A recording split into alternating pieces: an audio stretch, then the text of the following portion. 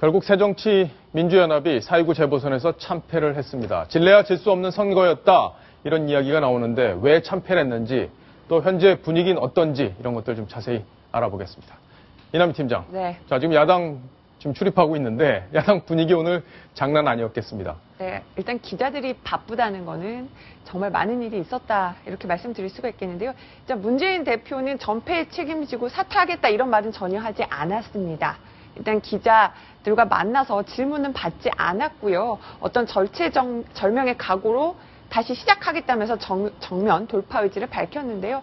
참 의원들 반응은 엇갈렸습니다. 아주 무거운 분위기 속에서 지금 오후 4시 반부터 앞으로 당 선거 패배 후 어떻게 나아갈 것인가 이걸 놓고 지금 의원총회, 비공개 의원총회가 열리고 있습니다. 예, 이영작 교수님. 사실 저도 어제 보면서 밤에 개표 상황을 지켜보면서 다소 놀랐습니다. 이 정도까지 새정치에 대한 민심이 싸늘했을까 하는 생각이 들었는데 어제 결과 어떻게 보셨습니까? 어느 정도 기대됐었죠. 이미 지난 1월 달에 나온 여론조사를 보면요. 그때 나온 조사가 성남 중문하고 관악인데요. 그 조사 결과나 어저께 나온 결과가 큰 차이가 없어요. 예. 네, 그리고 메시지 면에서 완전히 실패하고 있었죠. 그 당시에도 보면은 이미 관악 같은 데서도 야당의 지지율이 여당의 지지율만 훨씬 못했고요. 예, 당 지지율도 그랬다는 말씀이시죠? 네, 당 지지율도 그랬고 또 견제론, 이 국정 안정을 국민들은 관악 주민들도 원해요. 네. 네, 그런데 거기다가 대고 대통령한테 악담 퍼붓고 그러니 뭐가 되겠어요? 예. 네, 결국 그 민심을 파악을 하지 못했다. 민심은 이제 정쟁을 원하지 않는다. 그거를 이번에 아주 정난하게 보여준 것이 아닌가 싶습니다. 예. 결국에는 민심을 제대로 읽지 못한 새정치민주연합의 패배였다. 이렇게 진단을 해볼 수 있을 텐데요. 무엇보다 지금 호남 민심이 심상치가 않습니다. 텃밭이라고, 야당의 텃밭이라고 여겨졌던 이 호남 지역에서 무소속이 당선되는 또 이변이 벌어지긴 했는데, 자, 일단 새정치민주연합 내부에서는 이 문제를 어떻게 파악하고 있는지, 전남 신안 무안이 지역구인 이윤석 의원을 전화로 연결해서 이번 선거 결과에 대한 얘기를 좀 들어보겠습니다. 자, 이 의원님, 나와 계신가요? 예, 안녕하세요. 예. 자, 이번 선거 사실 성완종 리스트가 나오고 국무총리까지 사퇴를 하면서 야당이 진짜 무조건 이기겠구나 이런 분위기였는데 왜 참패를 했다고 내부적으로 진단하고 계신가요? 예, 우선 성완종 리스트가요. 야당 측의 허재라기보다는 정치권 전체에 대한 불신 심리가 초래됐었고 또 우리 야권에서는 그런 분위기를 지지 세력을 묶어내는 데 실패를 했고 또 새누리당에서는 사면 특혜 또 물타기로 우리가 또 말려든 그런 전략적 미수도 있습니다. 예. 자, 일단 광주에서 무소속 천정배 의원이 당선된 것이 이제 이번 선거에서 가장 정치적으로 의미가 크다 이렇게 좀 볼 수 있을 텐데 호남 민심이 친노 그리고 문재인 대표를 버렸다 이런 이야기가 나오고 있는데 실제 그런지 호남 민심이 어떤지 좀 전해주시죠. 네, 우선 천정배 우리 의원은 우리 야권의 또 훌륭한 인물이고 또 누구나 다 우리 또 호남 분들은 그분에 대한 어떤 기대감이라든가 그런 게 있는 게 사실입니다. 예. 후보 자체가 출중했고요.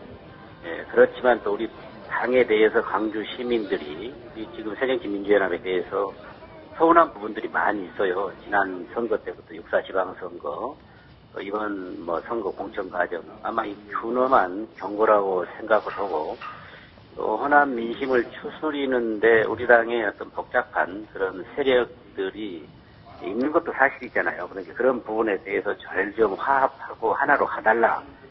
또 일방적으로 또 당이 이끌어 가서는 안 된다는 그런 어떤 메시지가 이번에 광주 선거에서 나타난 겁니다. 예. 그렇다면 지금 말씀하신 걸로 봐서는 당이 하나가 되지 않았다는 부분에 대한 호남의 어떤 심판이었다 이렇게 지금 말씀을 해주셨는데 친노에 대한 이번에 친노는 더 이상 이제 호남에서 발 못 붙인다. 친노 확실히 우리가 심판한 거다. 이런 메시지로까지 보기는 어렵단 말씀이신가요? 그 말하기가 굉장히 참 그런데요. 그런 부분도 없지는 않죠. 그러나 야당이 늘 분열해서 패배를 하고 있잖아요. 저쪽 관악만 보더라도. 그렇기 때문에 어떻게 하든지 저희들의 어떤 그런 부족한 부분들을 다시 재정비를 해서 이런 민심을 담아내야죠. 당이 일방적으로 흘러서는 안 된다는 메시지가 분명히 있습니다. 광주에서. 예. 자, 오늘 오후에 의원총회도 있었던 걸로 알고 있는데 지금 지도부 내부에서 사퇴 이야기가 벌써부터 나오기 시작하고 있습니다. 문재인 대표 책임론 앞으로 거세질 것 같은데 당 내부 분위기, 의원들 분위기는 지금 어떤가요? 다 저의 이야기가 다라고는 할 수 없지만 일부에서 무슨 언론에 보니까 그런 내용도 나오는데요. 우선은 저희들이 더 스스로 반성을 하고 우선은 단합해야 한다는 그런 의원들의 의견도 많이 있고 책임질 일이 있다면은 나중에 스스로 책임질 방법은 여러 가지잖아요. 우선 사퇴가 능사는 아니잖아요, 지금. 그렇기 때문에 굉장히 저희들이 조심스럽게 정말 뼈가 아프게 지금 저희들이 지금 토론하고 그런 과정이 있습니다, 지금. 예. 자, 내부 분위기, 새정치 내부 분위기까지 정리를 해봤습니다. 이윤석 의원님, 감사합니다. 예. 자, 이남희 기자하고 조금 더 얘기를 해봐야 될 텐데, 네. 오늘 의원총회하고 주승용 의원 사퇴 얘기를 했네, 안 했네, 오늘 시끌시끌했어요. 네. 실제 분위기가 어땠는지 정리를 해주시죠. 정말 시끌시끌했어요. 근데 이윤석 의원께서도 굉장히 조심스럽게 말을 건넨다. 전 아침부터 가장 궁금했던 게 이제 문재인 대표 사퇴론이 얼마나 많이 나오냐. 이렇게 해서 의원들하고 많이 통화를 해봤는데요. 네. 실제로 이제 문재인 대표 물러나야 된다. 이렇게 말을 하신 분은 그 광주의 박주선 의원 정도였고요. 보통 비노 의원들이 이렇게 얘기를 하더라고요. 730 재보선, 작년 때는 안철수 김한길 전 대표가 재보선 패배에 책임을 지고 물러났다. 그때 친노에서는 질 수 없는 선거를 졌다고 물러나라고 했다. 그래서 물러났지만 우리가 똑같이 문재인 대표 물러나라고 하기는 좀 그렇지 않냐. 우린 똑같은 사람들이 아니다. 이런 예. 반응을 보면서 조금 관망하는 분위기도 보였습니다. 그렇군요. 이현종 의원님, 사실 이번 재보궐선거가 굉장히 앞으로 정치적으로 큰 파장을 몰고 올 거라고 저는 개인적으로 보이는데 여러 가지 의미가 있죠. 앞으로 여러 가지 시나리오가 나올 가능성이 높은데 어떻게 보셨습니까? 이번 선거에서 이제 야권이 자신의 심장부라고 할 수 있는 관악을과 그다음에 성남중원, 자신의 지지층들이 많이 살고 있는 지역에서 패했다는 것은 앞으로 새정치민주연합의 정말 지지 기반 자체, 이거 자체가 굉장히 흔들린다는 거 이야기하고, 또 특히 두 번째는 야당인 분열하면 집니다. 지는데 문제는 지금 야권의 분열, 이런 조짐들이 이제 나타나고 있다는 것. 즉 천정배 의원의 당선으로 해서 호남을 중심으로 해서 더 이상은 새정치민주연합의 틀로서는 안 되겠다. 바로 이런 틀을 깰 수 있는 그런 새로운 정당이 필요하다. 바로 이러한 움직임들 때문에 앞으로 야당의 어떤 움직임 자체가 굉장히 예측 불허하고 또 굉장히 혼란스러운 그런 상황으로 빠져들어간 것 같습니다. 예. 자, 그런 얘기들이 이제 차근차근 저희가 자세히 짚어볼 텐데, 일단 어제 당선된 사람 중에 27년 만에 관악을에 새누리당의 당선을 이끌어낸 오신환 후보, 이제 당선자가 됐죠. 관심을 좀 모으고 있습니다. 어떤 사람인지 저희가 영상으로 준비해봤습니다.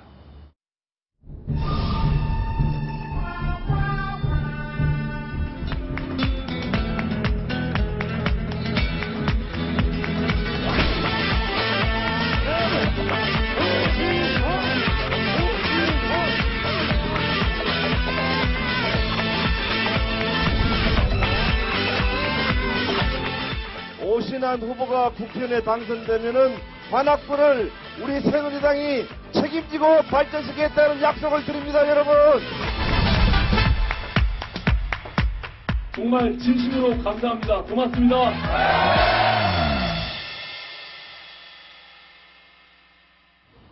새누리당 대표가 저렇게 약속을 했으니까 관악을 발전 안 할 수가 없을 것 같기도 한데, 자, 오신환 후보, 오신환 의원이 됐죠, 이제 이제. 의원이네요. 보니까 얼굴이 상당히 미남인데, 보니까 연극도 하고 영화도 하고 이력이 좀 다채롭네요. 네, 그렇습니다. 한국종합예술학교 졸업을 했는데 저 학교 장동건 씨, 또 오만석 씨 유명한 배우들이 다닌 학교로도 유명합니다.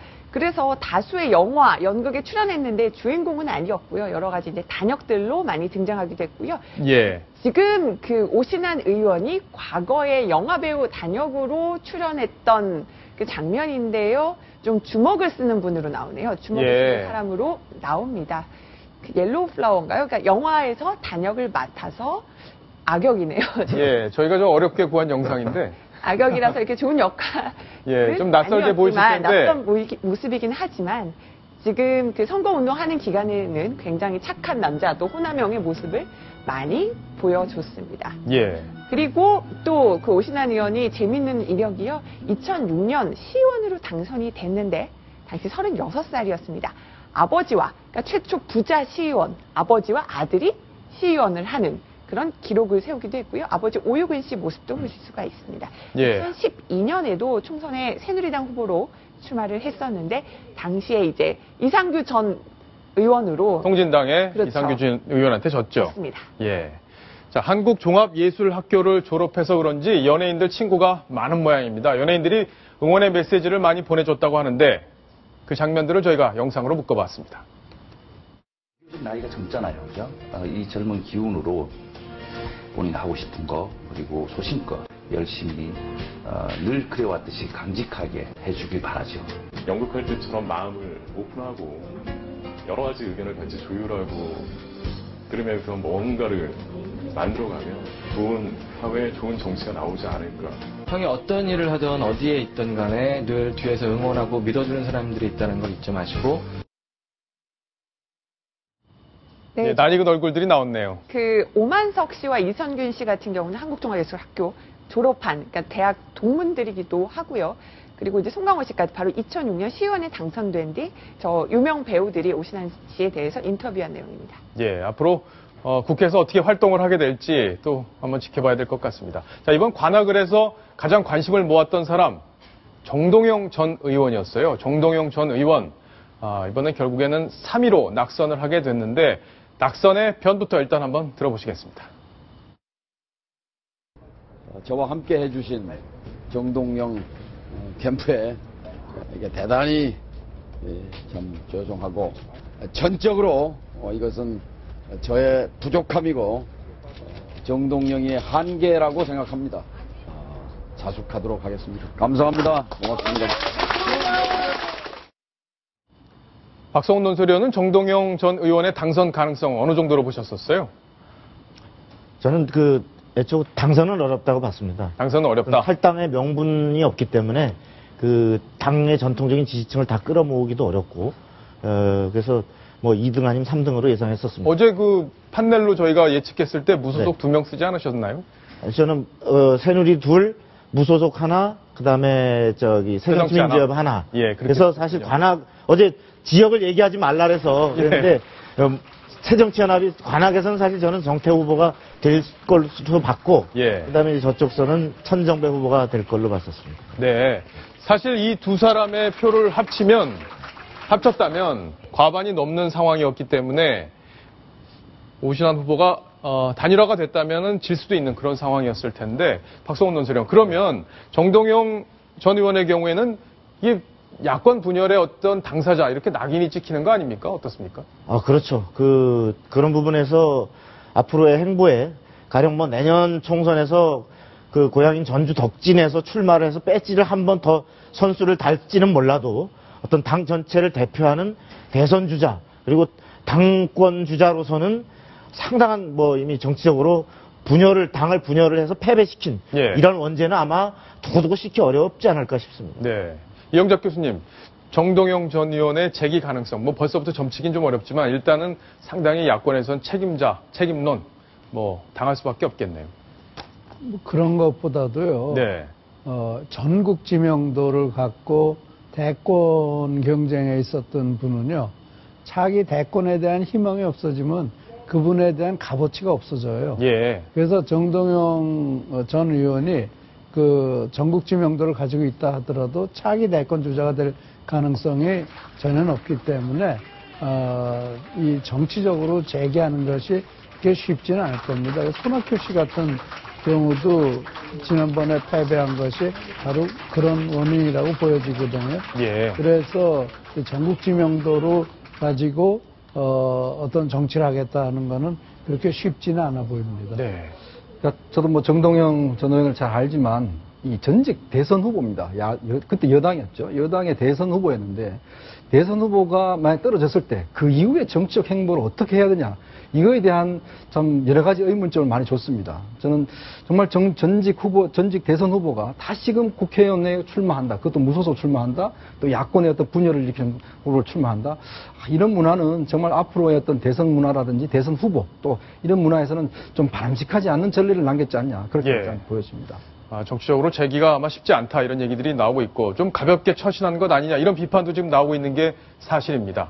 이남희 팀장. 네. 자, 지금 당선자 중에 우리가 오신환 의원을 이제 관심 있게 봤었는데 이번엔 천정배 의원을 좀 관심 있게 볼 차례인 것 같습니다. 자, 어떤 분이었는지 짧게 요약을 좀 해주시죠. 천정배 의원의 가장 유명한 건 목포 3대 천재다. 예. 그래서 3대 천재다? 네, 서울대 법대 수석 입학을 했고요. 사법연수원 3등 졸업을 했는데 전두환 전 대통령, 당시 대통령이 주는 그 임명장 받을 수 없다면서 또 판검사 임명장은 거부를 했습니다. 굉장히 뭐 소신 있는 어떤 그 정치인으로도 알려져 있었죠. 예. 그래서 15대 예. 지금 약간의 오타가 있네요. 여기 일자가 있습니다, 지금. 15대 예. 네, 살짝 가려져 있습니다. 예. 15대 국회의원으로 정계를 입문해서 4선을 지냈는데 그 천정배 의원에 대해서는 여러 가지 비판도 있어요. 뭐 이제 많이 이제 당을 옮겼다 이런 얘기도 있지만 또 하나는요. 이제 노무현 정부 당시 법무부 장관을 지냈는데 당시에는 그 한미 FTA 체결에 대해서 관여를 했었습니다.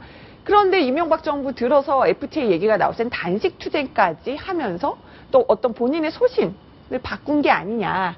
이런 비판들로 천정배 의원에 대해서 나오고요.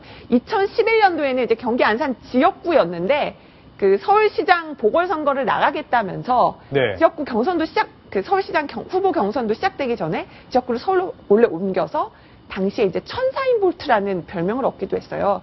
우샤인 볼트가 부정 출발로 논란이 됐었잖아요. 그래서 뭐 예. 천사인 볼트 이런 별명들도 있었습니다. 이현종 논설위원. 어쨌든 이분도 결국에는 친노계로 분류가 됐던 분인데 지금 왜 친노하고 같이, 함께 가지 못하는지. 그죠? 그런 것도 궁금해요. 그 천정배 이제 의원 같은 경우는 일단 수재형이 이제 정치인을 했을 때 예. 두 가지가 있습니다. 또 리더형이 있고 또 독불장군형이 있습니다. 근데 천정배 의원 같은 경우는 좀 독불장군형이죠. 그러니까 자기가 똑똑하고 자기가 판단한 것이 옳다라고 했을 때 바로 행동에 옮깁니다. 네. 항상 보면 모든 게 먼저 행동합니다. 노무현 대통령 지지도 가장 먼저 혼자 했고, 그다음에 이제 법무장관 되고 난 다음에 FTA 반대, 이 FTA 비준 반대 때문에 이제 사실은 친노하고 이제 갈라진 그런 계기거든요. 네. 그때 법무장관 했던 분이 또 단식 투쟁을 하고, 또 이번도 마찬가지로 또 본격 탈당에 출마하고, 그러니까 항상 저분의 어떤 행보를 보면 항상 남들보다 한 보 앞서 나가는, 그러면서도 좀 독불장군형인 뭐 그런 스타일이라고 할 수가 있겠습니다. 예. 네, 앞으로 그 호남신당을 만들 것 같죠. 뭐 오늘 언론에도 이미 보고가 되고 있는데요. 과거와 같은 행보를 가지고는 우선 그 호남신당 만들기 어려울 겁니다. 자기를 숙이고 또 융통성이 있어야 되고, 한 가지 분명하게 천정배 의원이 알아야 될 거는 천정배 의원이 이긴 게 아니고 새정치민주연합이 호남에서 패배한 거다. 예. 내가 잘나서 이겼다라고 생각하기 시작하는 순간 천 의원으로서는 이 정치 행보에 문제가 생길 수 있습니다. 네. 그래서 천 의원이 분명히 기억해야 될 거는 내가 이긴 게 아니고 새정치민주연합이 진 것이다. 심판받았다. 그건 완전히 다른 시각이니까 그런 융통성 있는 시각을 갖는다면은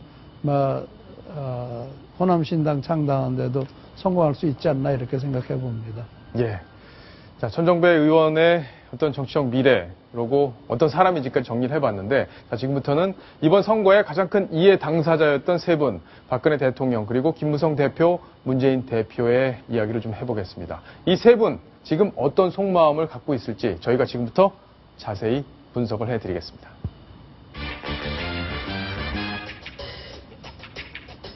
예. 자, 저희가 자주 보는 이 속마음, 뉴스톱 10만의 자랑입니다. 자, 박근혜 대통령, 김무성 대표, 문재인 대표의 속마음을 지금부터 볼 텐데, 자, 이번 속마음은 저희가 카카오톡 이모티콘으로 한번 알아보겠습니다. 자, 박근혜 대통령의 속마음 먼저 한번 보겠습니다. 자, 머리가 이제 흔들흔들 하다가, 나왔습니다. 자, 이 어떤 카카오톡 아이콘인지 이남희 팀장. 저도 가끔 쓰는데요. 네. 실력 봤지? 이런. 내 실력 봤지? 잘난 척할 때 쓰는 아이콘을 예. 하는데요. 자, 자신감 넘치는. 진짜 맞는지 한번 같이 보겠습니다. 네. 예. 실력 봤지? 네. 이번에 대통령이 어쨌든 중요한 역할을 했다 이런 평가들이 나오고 있기 때문에 아마 이런 얘기가 또 나오는 거 아닌가 싶네요. 선거 전날 바로 그 본인이 나서진 않았지만 어떤 대국민 메시지가 주요했다. 보수층을 결집시켰다. 이런 것 때문에 선거의 여왕임을 다시 한번 확인한 게 아니냐라는 얘기도 있습니다. 자, 김무성 대표는 어떤 생각을 갖고 있을까? 이번 선거 결과에 대한 속내 이모티콘으로 한번 보겠습니다. 역시 뭔가 자랑하는 듯한 그런 표정, 어깨를 이렇게 내밀고 있는 표정인데 어떤 내용일까요? 보겠습니다. 자, 내 실력도 만만치 않다. 뭐 이런 얘기군요. 이번에 아주 현장을 누비면서 많은 걸 보여줬다 이런 평가를 받고 있습니다. 문재인 대표, 지금 속이 말이 아닐 텐데 속마음이 어떨지 한번 보겠습니다. 자, 뭔가를 바라보면서 지금 믿지 못하겠다는 표정으로 보고 있는데 어떤 내용인지 한번 보겠습니다. 무엇이라. 선거 결과를 보고 깜짝 놀랐군요. 무엇이라? 선거 결과. 박성원 논설위원. 네. 자, 정말 이 선거 결과를 본인이 처음에 들었을 때, 처음에 바라봤을 때 심정이 어땠을까요? 믿기지 않았겠죠. 예. 아마 광주와 그 관악을이 어렵다고는 하지만 적어도 둘 중에 하나는 될 수 있으리라고 생각했고 반드시 또 돼야 된다고 생각을 했는데 예. 정작 두 군데가 다 날아가면서 0.0으로 완전히 끝난 선거를 보면서 이거 내가 보면 내 계산은 도저히 있을 수 없는 일인데 이게 왜 이렇게 됐을까? 아마. 그렇죠. 예. 박근혜 정부가 잘 못하고 있고 네. 민심도 박근혜 정부에 대해서 차갑다고 생각했는데 그렇죠. 예. 아니 왜 내가 이런 결과를 맞았지? 예. 하는 그런 믿을 수 없는 그런 생각을 가졌을 수 그리고 있다. 내가 완전히 내 선거다 생각하고 골목골목 다 누비는 이른바 뚜벅이 유세로 예. 내가 혼신의 힘을 다했는데 어떻게 저럴 수 있을까 싶었겠죠. 예. 자, 남은 속내 또 이모티콘으로 한번 알아보겠습니다. 박근혜 대통령, 자, 이제 남은 건 뭘까요? 뭔가 쇼핑을 하러 가고 있는데, 자, 어떤 걸 쇼핑하러 가야겠다? 개혁을 쇼핑하러 가야겠다. 이남희 팀장, 지금 개혁 과제들이 지금 많이 남아 있잖아요. 지금 가장 그 개혁 과제 1순위가 공무원 연금 개혁인데 바로 4월 국회 임시국회 내에 이제 처리하자. 여기에도 좀 힘이 실리지 않겠냐 이렇게 청와대와 새누리당도 기대를 하고 있습니다. 경제 활성화 법안도 마찬가지고요. 예. 자, 김무성 대표는 이 개혁 동참을 할까요? 이렇게 아주 호흡을 잘 맞추는 찰떡 호흡을 잘 맞춰서 개혁을 이끌어 가겠다. 오늘 김무성 대표가 자만하지 않고 바로 개혁 얘기를 바로 했던데 아마 이런 기조가 있었던 건 아닌가 싶습니다. 문재인 대표의 마지막 속내까지 보겠습니다. 자, 많이 부상을 많이 당했습니다. 자, 총선까지 완주. 자, 이현종 논설위원. 이 완주 가능할까요? 어떻습니까? 지금으로서는 참 이 본인의 이제 한치 앞을 못 내다 볼 겁니다. 왜냐하면 지금 야권 분열이라는 여러 가지 과제가 일단 먼저 떨어졌고, 일단 당내 지금 최고위원들 행보가 좀 심상치 않습니다. 일단 뭐 주승용 최고위원이 지금 뭐 일단 칩거에 들어갔다는 이야기도 있고, 만약에 한 명이 더 예를 들어서 최고위원 중에서 사퇴하겠다 이런 식으로 나오면 이 지도부 자체가 굉장히 흔들릴 수 있는 상황이거든요. 예. 그렇기 때문에 아마 지금 대표직에 대한 지도부 체제에 대한 흔들림, 이걸 어떻게 수습하냐가 지금 제일 관심일 겁니다. 예, 내년 4월까지가 아마 임기가 될 텐데 완주 할 수 있을지 없을지 모르겠네요. 자, 이 세 분 말고 사실 관심 가는 분이 한 분 더 있습니다. 그래서 그분의 속내까지 마지막으로 정리를 한번 해보겠습니다. 자, 다른 분의 속내는 어떨지 모르겠습니다. 자, 네. 자, 이 세 분은 여러 가지 생각들을 하고 있고. 다시 한번 리플레이하고 있고요. 예. 네. 자, 실력 봤지. 나머지 한 분이 남았는데 저는 어떤 분인지 알 것도 같아요. 누구예요? 제가 사실 살짝 컨닝을 했는데요. 예. 그 새정치민주연합 2월 8일 당대표 경선 때 문재인 대표와 아주 팽팽하게 접전을 벌였던 분의 속마음을 준비하신 걸로 제가 알고 있습니다. 예. 그렇다면 진짜 박지원 의원의 경우에는 이번에 반성도 해야 되는 상황이지만 사실은 문재인 대표를 바라보면서 아주 미묘한 감정이 있을 수밖에 없는 그런 상황일 텐데 드디어 나왔습니다. 박지원 의원님. 자, 이거 무슨 표정인가요, 이남희 팀장? 제가 고른 건 아니에요. 네. 박 의원님 오해 없으시기 바랍니다.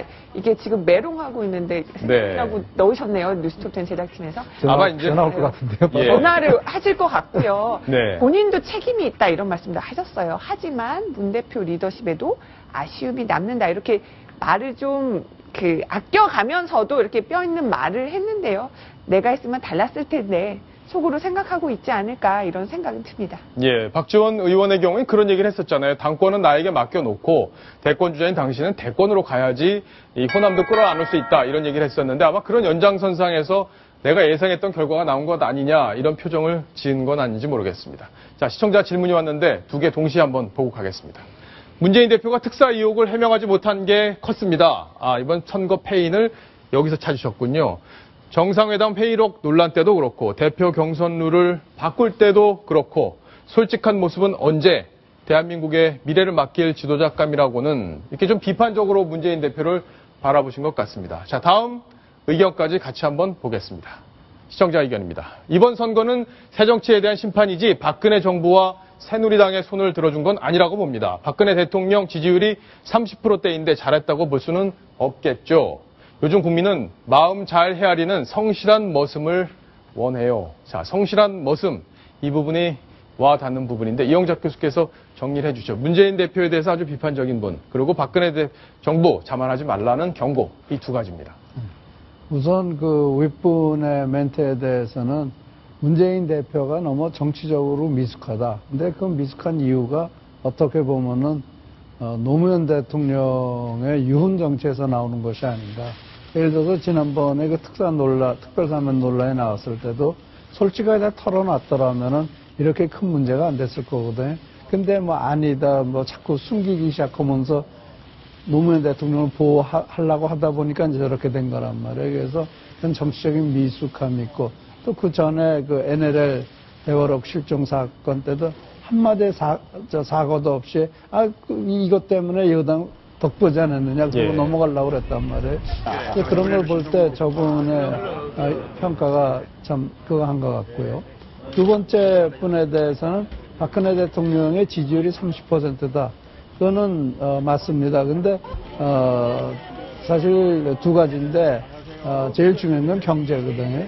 경제가 좋아지면은 저 30%에서는 넘어갑니다. 그래서 박근혜 대통령이 경제를 잘 살려낸다면은 저분의 그 비판적인 시각을 좀 씻어낼 수 있지 않을까 이렇게 생각합니다. 그래서 아무튼 앞으로는 그 경제의 힘을 쓰셔야 될 거라고 생각을 합니다. 예, 아주 핵심적인 내용을 잘 정리를 해주셨습니다.